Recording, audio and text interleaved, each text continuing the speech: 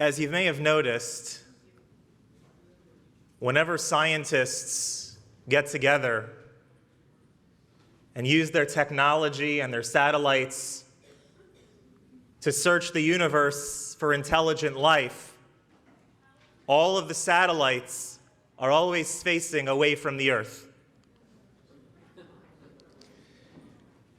We're going to talk today about the scientific, historical, and Jewish approach to why people would believe in alien life. Sound like fun? You guys excited? Let's go.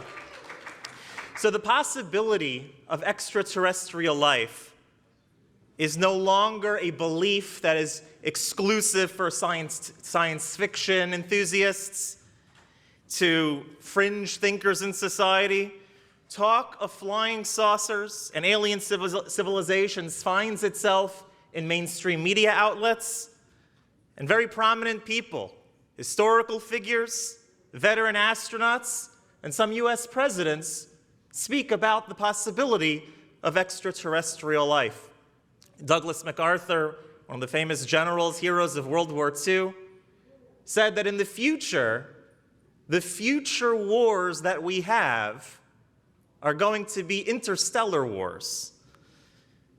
Veteran astronauts, Apollo astronaut Edgar Mitchell is someone who is touted in the UFO community as one of the main thinkers who shared his beliefs that UFOs are out there, alien civilizations are out there, and that they're involved with the Earth. Not just your tinfoil hat wearing uncle. Apollo astronauts, Mercury astronauts, Gemini astronaut Gordon Cooper, also well known in the UFO community as a believer. US presidents as well. Jimmy Carter, on the campaign trail, said that he no longer can make fun of people who believe in UFOs because when he was on the campaign trail, he saw one time. And many of us might think that Jimmy Carter himself came from a UFO, but that's for a different day. Ronald Reagan said on several occasions that the thing that is going to make the people of Earth come together is when there's a possible threat from the outside. And Colin Powell, who was working national security with him at the time, was always, whenever he would bring that subject up, he'd always kind of roll his eyes at the little green men theory. But we see that it's not something that's just part of the fringe of society anymore. It's something mainstream, something very qualified, very intelligent people are coming to terms with, coming to think about. So although UFO technically means unidentified flying object, the word UFO, the letters UFO, are almost intrinsically connected with thoughts of flying saucers. In the annals of history, several cultures contain vague references to sightings of UFOs, and in recent history they became more widely reported, especially once human beings took flight in the early 1900s. The decades that ensued after that, more people were seeing things in the air that they couldn't identify. And then once the 1940s hit, the 1950s hit, the concept of aliens, flying saucers, this was something that was already mainstream in science fiction, comic books, all over the place, movies. And this was something that was exacerbated slightly in the late 1940s with the Roswell incident. The Roswell, New Mexico, the famous crash, or supposed crash, where there was something that crashed, and then initially everyone thought it was a flying saucer, and they reported it was a flying saucer, and then the Air Force got involved and they sent out reports. No, it's not flying saucers, it's a weather balloon. In the 1960s, that was kind of put aside for a little while. In the 1960s, when spaceflight became a reality, and we were sending rockets into space and then finally landing on the moon, the question of is there life out there really hit home, really hit what people were thinking about. And by the 1970s, with the Vietnam War and the Watergate scandals, when people started trusting the government less, this re-aroused interest in the Roswell incident. Because if the government is hiding stuff from us, right? Watergate scandal, Vietnam War, all sorts of scandals going on, maybe they're hiding something else from us, other things from us. And this is where the interest in the Roswell incident started getting fire again. Recently, an author, Leslie Kean, brought out that 90% of reported UFO sightings wind up having a reasonable reason where they came from, whether they turn out to be weather balloons or lightning flares or lightning balls or aircraft or other assorted mundane occurrences. But 10% never get officially classified as something. And she says we have to at least keep the door open for the possibility that they could be otherworldly. A great number of leading scientists in our day and in the past generation have said that there has to be intelligent life out there. There simply must be intelligent life out there. The first one to really push this idea, really popularize this idea, was astronomer Carl Sagan. And in his idea, the reason that it's so probable, that it's just gotta be, is because in the evolutionary model of creation, where life just happens to spring up if the conditions are right, that's sort of the way nature goes. If the conditions are right, life will be created. Then extraterrestrial life is an inevitability. Because the idea is that with all of the millions and billions of Earth-like planets out there, and when we say Earth-like planets out there, we mean that it's the proper distance from its star. It's a planet out there that's the proper distance from its star, and the conditions would be comparable to Earth to keep it in that Goldilocks zone, that just right, just enough heat, just enough cold to maintain life. That there's so many out there that there's gotta be life out there. Because if life randomly, naturally comes about, if the conditions are correct, then there's simply gotta be life out there, the scientists will stress, starting with Carl Sagan. The estimated amount of Earth-like planets in the universe, any idea how many the estimate is, the latest estimate? The estimate of the amount of Earth-like planets in the universe right now is 100 billion Earth-like planets in the universe. Not planets in the universe, Earth-like planets in the universe. Just to give you an idea how big that number is, 100 billion. That's 100 Earth-like planets for every grain of sand on planet Earth. That's a lot. And if life randomly evolves without any sort of divine intervention, without any sort of plan and purpose, if the right stuff in the soup is there, then life will sprout out. The scientists, beginning really emphasized by Carl Sagan, say that it's inevitable that somewhere out there, there's extraterrestrial life. Now, the reason that people think, well, not only life out there, not some bacteria, but advanced civilizations, advanced creatures, what would be the reason that they would think that they're advanced, that they're not just like us or below? The reason that they would think that they're significantly more advanced is because, let's say, on planet Earth, going by the scientific model, life begins about 500 million years ago. And so, according to their worldview, if it started here 500 million years ago, let's say it started on another planet 1 million years before that, or 1 billion years before that. It's an older planet. So if it started on that planet 1 billion years before, or even 1 million years before, well, then the creatures on that planet might be 1 million or 1 billion years more technologically advanced. That's where the scientific mindset of why a scientist would believe in extraterrestrial life.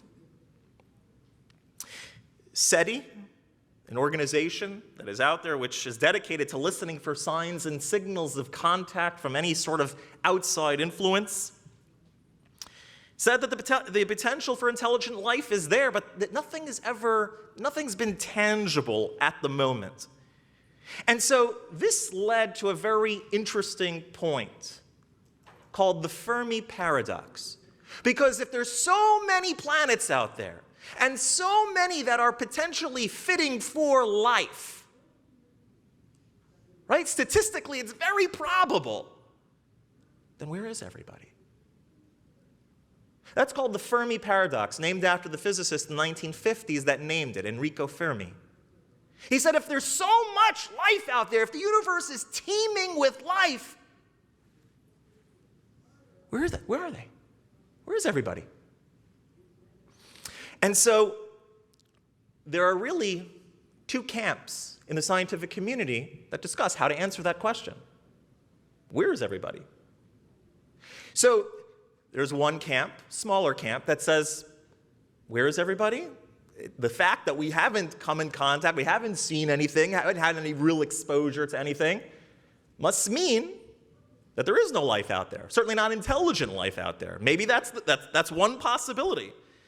In fact, as Donald Brownlee, the professor of astronomy at the University of Washington, says, almost all environments in the universe are terrible for life. Because there are other factors. He says there's only the Goldilocks zone, only Garden of Eden places, in his words, only Garden of Eden places like planet Earth can actually have life. Because it's not just the right planet with the right conditions far enough away from its star. If we think about how much goes into life on Earth, we'd be astonished. So our planet is turning 1,000 miles an hour. Turning around. It takes 24 hours to make one complete revolution around. So if we were spinning a little bit faster or a little bit slower, the conditions wouldn't be appropriate for life. If our planet itself was just a drop closer to the sun or just a drop farther away from the sun, we'd either be too hot or too cold to have life. If those conditions were correct, but the moon wasn't its size and its distance from the Earth, which replenishes and refreshes the tides, life wouldn't be able to happen. If those things were in line, but we didn't have a giant planet in the middle of our solar system called Jupiter, which the gravity of Jupiter, what Jupiter does, because it's so big, is that all the meteors, or many of the meteors, that are flying through space, Jupiter, the gravity of Jupiter sort of sucks them in, and it acts as a protector for Earth. If Jupiter wasn't there, the Earth would be bombarded by meteors. And if Jupiter was a little bit bigger or a little bit closer to us, well, then Earth would be pulled by its gravity out of the life zone as well. And if Jupiter was a little bit smaller or a little bit farther from the Earth, we'd be sucked into the sun. So it maintains the balance. And let's say all those things in our solar system were exactly as they are, but our solar system was in a different part of the galaxy. Well, if our solar system was in a different part of the galaxy, we are in a perfect spot in the galaxy for life to be, advanced life to be had.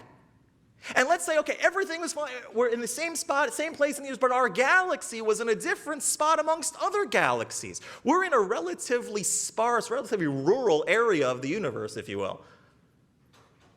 So even if everything was just so, but our place in the galaxy, our galaxy's placed amongst other galaxies was incorrect, was not where it was, life would not be able to happen on Earth. And so it shows, this is one of the things that Donald Brownlee says, it's not just finding a right planet from a right star. There are a lot of factors that go in, and most places, even if they're an Earth-like planet, not really easy to have life over there. So that's one camp. The other camp thinks of different reasons to answer the Fermi paradox. Again, remember, what's the Fermi paradox? If there's so much potential for life out there, where is everyone? And so the other camp, one of the mainstream ideas in the scientific community, where's all that life? Well, they come up with different reasons why we haven't encountered life. What are some of those reasons? Some of the reasons that are stipulated, again, this is in the scientific community, perhaps advanced civilizations get so advanced that at a certain point in their advancement, they wind up destroying ourselves. How many times with our level of advancement have we been concerned that, one wrong move and the whole planet is destroyed? So maybe they've gotten so advanced that they've destroyed themselves already. That's one theory. Another theory is maybe super intelligent life has already been to Earth, but it was before any sort of human written records. It was a long time ago, and we don't have the records. There's another idea that maybe the entire galaxy has already been colonized, but Earth is like in this rural area. You ever take a road trip and you drive through these really remote areas in the United States where there's like trees and fields for miles and miles, and there's like a house, right? So imagine like Earth or this solar system is kind of like that in the universe. So again, these are all theories. One of the main theories that is advanced by from one of the New York universities, Michio Kaku, one of the great physicists in our generation. So he says that perhaps perhaps these beings from the other planet are so advanced that to visit little old primitive planet Earth doesn't really interest them. He says, imagine you're driving on a 10-lane superhighway. You have big things going on in your life. Wherever you're going, whatever you're doing, you're not going to pull over off the highway to go visit the anthill that's on the side of the road. You have no interest in that. And so he suggests maybe they're so advanced that they don't really have much interest in us. At the end of the day, this is all speculation. There's no empirical evidence that we know of anyway that has been advanced. But so again, this is all speculation in the scientific community. Interesting topic to think about. Now, what about Judaism? Where does Judaism fit in all of this? So one of the interesting things, by the way, before we jump into that, one of the reasons that in the scientific community in particular, it's so emphasized, the mainstream view is that there's alien life out there. Because the backbone of science right now is the theory of evolution. That if you put the right stuff in the soup, there doesn't have to be any divine hand in there. Just input proper materials, output life.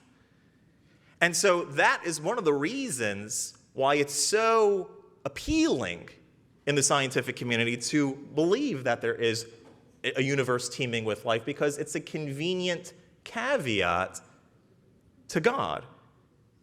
It's a convenient way to say, oh, look, as long as you input the right materials, the output will be. Not factoring in that maybe there's a divine hand involved in what took place in the Earth and in the planetary development of Earth. So what has Judaism taught regarding extraterrestrial life? So let's first talk from a Jewish perspective about the role that human beings play in the creation process. You and I, the human family, what role do we play in this universe? The Talmud writes that the congregation of Israel, the Jewish people, once complained to God. They complained to God, God, you've forsaken us. You've left us behind. You've abandoned us. And the Talmud records what God's answer was. God's answer was, my daughter, 12 constellations I've created in the sky. And in every constellation, for every constellation, I've put 30 hosts. And for every host, I've put 30 legions. And for every legions, I've put 30 groups. And for every group, I've put 30 cohorts. And for every cohort, I put 30 camps. And for every camp, I've put 365,000 myriads of stars in the sky, all for your sake. God's answer to the people was, I've created this entire universe for you. You are the pinnacle. You are my treasure. So the place of mankind in the cosmos has been discussed since the early days of rabbinic tradition, of the early rabbinic authorities. And the general consensus, whatever is out there, is that the most distinguished and ultimate purpose of creation is the human being. And this becomes even more interesting given the fact that it seems to be the opposite view of many of the religious ideologies that were present at the time.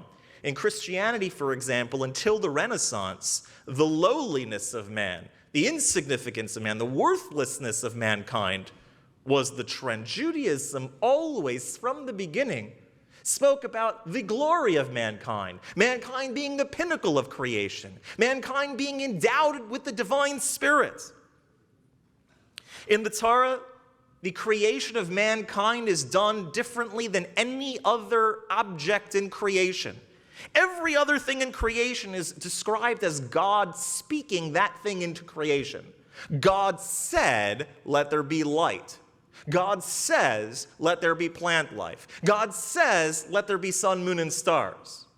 God said, "Let there be animals." But when it comes to the human being, there's a difference in wording and theme that's expressed. The difference says that God gathered dust of the earth, and what did he do? He blew the breath of life into the human being. Everything else spoken into existence, the human being breathed into existence. What's the difference? So the Zohar, the mystical texts, say that the difference is in the air expenditure that comes between speaking and breathing. The air expenditure that comes out, the air that you breathe out when you're speaking, is very superficial. You see people that can talk and hours and hours and hours. Maybe you know some of those people. And they never get tired. It's like, wow, that's impressive. So speaking, as the air that comes out is very superficial. When a person breathes very deeply, if you do that for 5 minutes, you'll pass out. And so the difference in speaking everything else into creation, but breathing the breath of life into human beings, what the Torah is telling us, what Jewish tradition is telling us, is that mankind has a special connection with God. We come from the innermost aspect of God. We are the innermost desire of God. Everything else that's in the universe spoken into existence. Its existence is tangential to the human being who was created last and who this whole universe is for to uplift. Mankind is described as being created b'tselem Elokim, in the image of God. Well, last time I checked, God doesn't have a nose. God is not physical. And so what does it mean to be created in the image of God? Our sages teach being created in the image of God means having free will, the capacity to make moral decisions. Free will is not choosing between chocolate and vanilla. A lot of us think, oh, free will.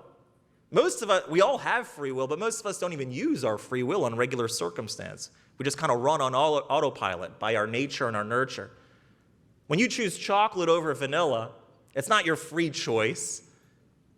Either you have some sort of natural proclivity that you like chocolate better, or your mom or your grandma served you chocolate your whole life, and that's what you're nurtured, that's what you enjoy because you're used to it.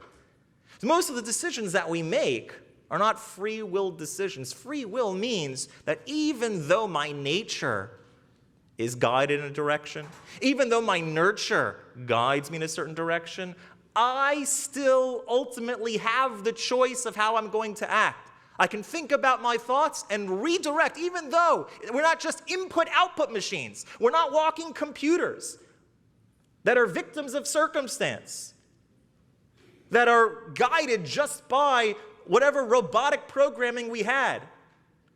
We have the choice. We can go against our nature and our nurture. This free will decision of not being subject to the influence of anything else, that's godly. That's what it means, our sages teach, to be created in the image of God. Many of the sages discuss the fact that the universe was created for mankind who expresses free will. It says even when the sun, moon, and the stars were created in the Torah's text, what does it say? God set them in the firmament of the heaven. Why? To give light upon the earth. They're there for you. Whatever's out there has some sort of connection to make human life possible. We were talking about Jupiter before. Who would have thought Jupiter out there would be helpful in the maintaining of human life? It's all there for us. So what have the Jewish philosophers said in regards to extraterrestrial life? So in Judaism, consciousness is not limited to Earth and not limited to human beings. The great medieval sage, Maimonides, the Rambam, says that even the planets themselves and even their orbits have a degree of consciousness. The universe has consciousness. What he says is that they literally can recognize God. Again, what that recognition means to us who have human consciousness can't really relate, but that they have consciousness is not up for debate. So one of the medieval sages quotes a verse from the Psalms. We say it every day in our prayers, multiple times a day. Malchutcha, malchut kol olamim. Your kingdom is a kingdom over all worlds. From the Psalms. And so one of the medieval thinkers, Rabbi Chazdoi Kreshkash, says that it's possible to believe that when it says God's kingdom is over all worlds, in theory, it could be talking about other worlds as well, other physical worlds as well. Another possibility, another early sage, considers the idea, and he cites an idea that's brought in the Talmud, that God travels through 18,000 worlds before he gets to this world. Now, most texts will say that these 18,000 worlds are talking about spiritual existences, spiritual realms. But Rabbi Chazdoi Kreshkash, one of the medieval sages, says we can't negate the possibility that this could also be referring to physical worlds, and there would be nothing wrong with that. Rabbi Kreshkash's student, Rabbi Yosef Albo, he strongly disagreed with his teacher. He said, what would be the point in having creatures out there somewhere else on another planet? What would be the point in the scheme of creation that we know that the Torah describes? What would their relevance be? One way to answer that, though, and perhaps Rabbi Kreshkash's answer to that, is in the same way that you don't know that how every little creature under the ocean, how many species in the world have we not even discovered yet on planet Earth? So some animal crawling around at the bottom of the ocean, it's all there for us, all there to make life possible for us. We don't necessarily know how it all fits in, but big deal. We could still know conceptually it's here for us. So there's a life on another planet. Okay. It's there for us also. We don't know how and what. Big deal. So again, one says open the door to possibility, one says close the door to possibility. Then in Rabbi Pinchas Horowitz of Vilna, a great 18th century Kabbalist in his work Sefer HaBris, writes very interestingly about what extraterrestrial life would mean. And it said that there is the possibility of life being out there. He discusses that there are different worlds, different realms, but the only caveat, whatever is out there, the only caveat is that those creatures, whoever they are, would not have free will. Because that's something that is unique to human beings from the Torah standpoint.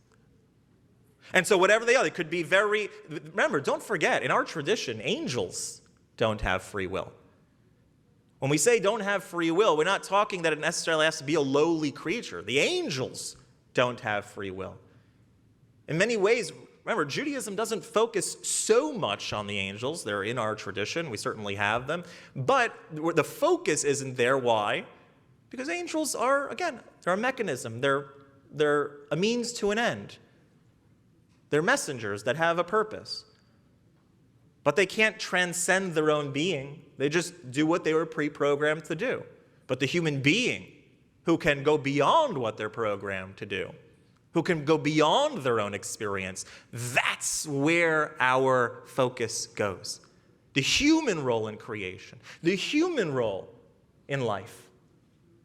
So angels, again, they're there. It's good. It's part of God's system. We don't know all the ins and outs, but they don't have free will. And so, in truth, what would be the difference if somewhere out there was some being, some creature that was physical, that also didn't have free will? In fact, Rabbi Horowitz in his Sefer Abris brings a verse from the book of Judges. He says there may actually be a verse directly in the book of Judges that hints at the idea of life on other planets. There's a verse in the Song of Devorah which says as follows: "Cursed is Meroz, cursed are its inhabitants." So the Talmud asks the question, what is Meroz? One of the viewpoints, one of the ideas in the Talmud, what is Meroz? It's a planet, it's a star. So cursed is Meroz, cursed is its inhabitants. He's open to the idea that that might be an open door, an open revelation of extraterrestrial life right there in Tanakh, right there in the Torah, not in Torah, in the Hebrew Bible. So cursed is Meroz, cursed is its inhabitants. That Meroz is a planet, the inhabitants are the people on the planet. It could be an open. So again, there's no definitive conclusion as to whether yes, whether no. It's not something that is touted as something that's particularly pertinent, and it's not like a core focus in our tradition in the same way that angelic life is not. In our modern times, the Lubavitcher Rebbe was asked on several occasions. In particular, there was Dr. Velvel Green. Dr. Green was a professor emeritus at the University of Minnesota. He was one of the original participants in NASA's exobiology program, meaning finding life outside of the Earth. And when Dr. Green became religious, became more observant, he started questioning himself. Is the search for extraterrestrial life, is this type of work something that I should be involved with? Like, how does it fit with the Torah? How does this all, is this something that an observant person maybe should be investing their time? Is it a waste of time? Is it something, so he wrote a letter to the Rebbe.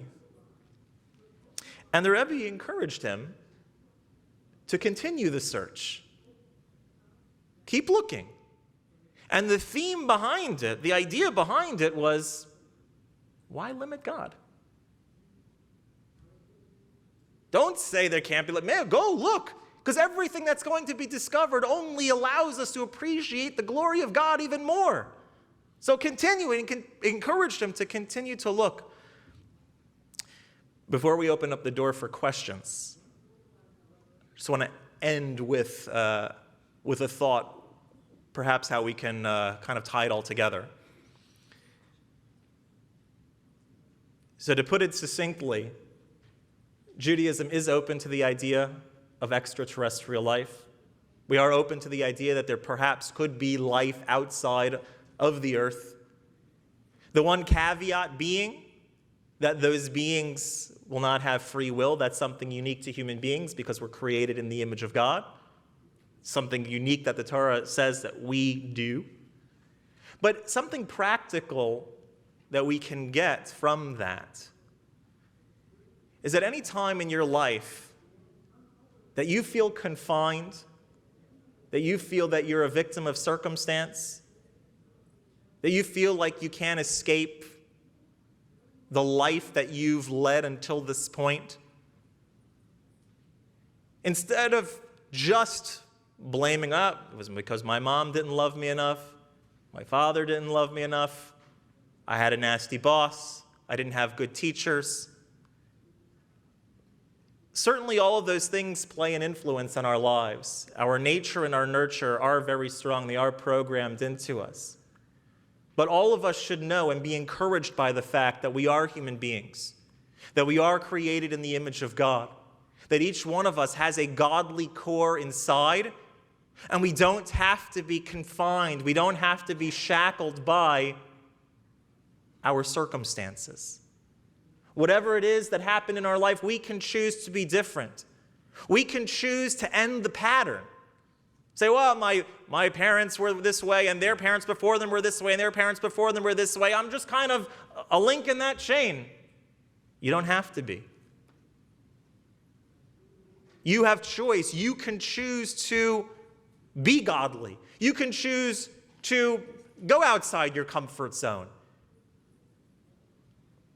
And our tradition teaches that every person that uses their free choice, that does one small act of conquering themselves, transcending themselves, uplifts not only themselves, but uplifts the entire universe as well. Thank you very much.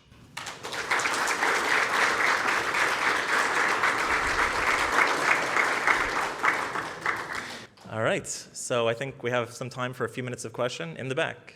The question was, what exactly are we looking for? Because being from planet Earth, we're kind of looking for life and existence, and things that are kind of like us based on the tools that we have. So that's absolutely right. And that's one of the limitations in really in every area of science or every area of thought, is that you can only kind of look within the context of what you already know. Another interesting question that maybe we'll do next year is some scientists or some philosophers as well in our generation talk about, well, maybe it's not extraterrestrial being, maybe not life on another planet, maybe we're talking about interdimensional beings. Maybe all these things, maybe it's something from another, ooh, that's a good topic for next year, right? So again, we're not sure what it is. We have to look. The only thing that we can do from an earthling scientific standpoint is look in the way that we sort of know. I asked my uncle. My uncle was the electrical engineer for the shuttle. He was working with NASA for about 40 years. He just retired recently. So I asked him one time, like, what are we? It's basically the same question. What are we? And he said one of the limitations that we have is that, and this is built into every system. We have already a structure of how things are supposed to be, and okay, who says we're looking for carbon-based life? Who says it has to be carbon-based? Right? He says that's true. It's true. So when we think of what could be out there and how it could be out there, one of the other answers of the Fermi paradox of, that there's so much life out there, where is everybody? One of the suggestions is exactly what you're asking. Well, who says we have the adequate technology to detect it? What is it that we're detecting anyway? What are we trying to detect? So, very good question, and yeah, that is one of the limitations in the scientific community. From our vantage point, so one of the beautiful things about having the Torah is that we're looking at things from what we believe is, well, God handed us this document. That's not only a document that is essentially night vision goggles. That we live in a dark world. This provides the light. This provides us the ability to see things clearly. This is the objective view of reality. And so from a Torah standpoint, we're open to the idea. We don't have to have any communication with anybody. The door is open. And when we find something, it'll only be something that can uplift the glory of God as opposed to anything else. Yeah, that's a great question. The question, I'm just going to repeat it for the sake of the camera. Would it be incompatible with Torah to have another free-willed creature out there. So human or other? Well, human not. I mean, if it was some human from the future, let's say, who invented time travel and is now living on Neptune or something. So a human being, that wouldn't be an issue because human beings have free will. But that is something in our tradition that is unique to the human being. Again, when we talk about the Torah, a lot of times we tend to view the Torah as a mixture of a history book, of religious morals, of culture, like an amalgam of those types of things. The traditional, in particular the mystical view of the Torah, is almost as like a graphic user interface. Like if you're a computer programmer, when you press the number 4 on your computer at home, on your laptop, it's not like a typewriter. Back in the typewriter days, when you press 4, the little thing goes, and a number 4 is stamped onto the page that you're typing on. But when you press number 4 on your laptop, it's not sending a 4 in any sort of tangible way. It's encoding and embedding all sorts of different codes and electrical impulses to create this image on your screen. But even that 4 is not really a 4. You ever open up a file of like a video file or a picture file on your computer, but you do it accidentally, like in Microsoft Word, and it just comes up with a bunch of like weird symbols? So that really is what the picture that you're looking for is. You just don't have the right mechanism of viewing it. So we view the words of Torah, the letters of Torah, the combination of letters of the Torah, as a graphic user interface. The graphic user interface, the computer program, if you will, of the universe. And so if the Torah says that something unique to human beings is free will, that's something that, at least as far as I can understand, is something unique to humans. I want to also just emphasize another interesting point that you brought up. Said, what if we found another being out there that had free will? How would we know that they had free will?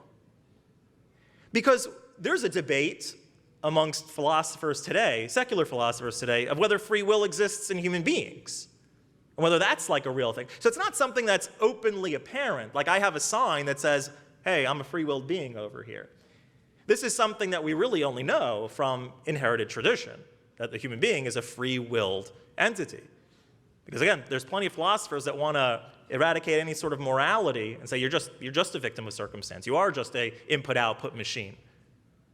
And so even if we found life out there, how would we know that they had free will? Yeah. So that's another kind of thing to think about. I just want to close on this point, and I'm happy to talk to anyone who would like afterwards for a little while. Just want to close on this point because they're giving me the sign that we're done. The reason that extraterrestrial life, the discussion of extraterrestrial life is so interesting is because it can only be one of two answers, and whatever answer it is kind of mind-boggling. There's only one of two answers. Either we're alone in the universe, or we're not alone in the universe. And whatever answer it actually is, it's super interesting to think about. Have a great rest of your retreat, everybody.